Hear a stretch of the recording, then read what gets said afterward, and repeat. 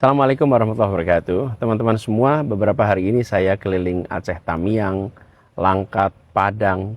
Saya duduk di tenda pengungsian, ngobrol dengan para ibu yang kehilangan rumah, anak-anak yang belum bisa sekolah, bapak-bapak yang lahannya tertimbun oleh kayu dan lumpur. Setelah melihat langsung, rasanya sulit untuk menyebut ini sebagai bencana biasa yang bisa ditangani sendiri oleh daerah. Menurut saya kita sudah waktunya mengakui ini sebagai bencana nasional. Ini soal keberanian mengakui bahwa skala kerusakan dan penderitaan sekarang memang butuh kekuatan negara. Dengan status bencana nasional, pemerintah pusat punya ruang lebih besar untuk mengerahkan anggaran, personel, alat berat, dan program pemulihan tanpa ragu-ragu. Dan buat warga yang terdampak, apa bedanya? Kalau jadi bencana nasional statusnya, maka aliran logistik bisa lebih deras. Makanan, air bersih, obat-obatan, tenda, layanan kesehatan, sampai dukungan psikososial. Dan akses jalan yang putus bisa lebih cepat dibuka karena alat berat, TNI, dan semua instansi bisa digerakkan lebih masif.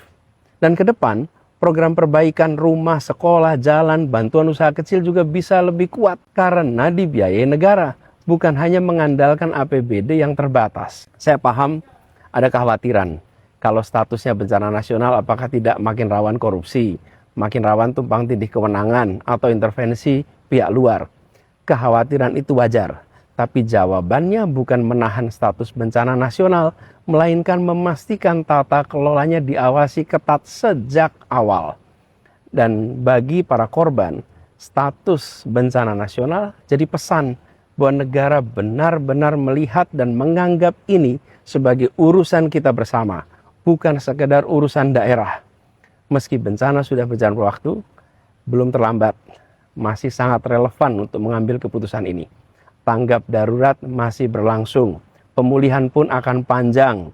Dan keputusan hari ini akan menentukan seberapa kuat dukungan negara 1-2 tahun ke depan.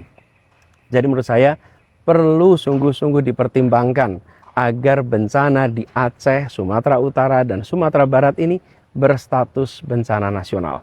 Pemerintah pusat, pemerintah daerah, swasta, organisasi masyarakat, dan kita semua bisa bergerak lebih masif, lebih cepat jika status ini ditetapkan.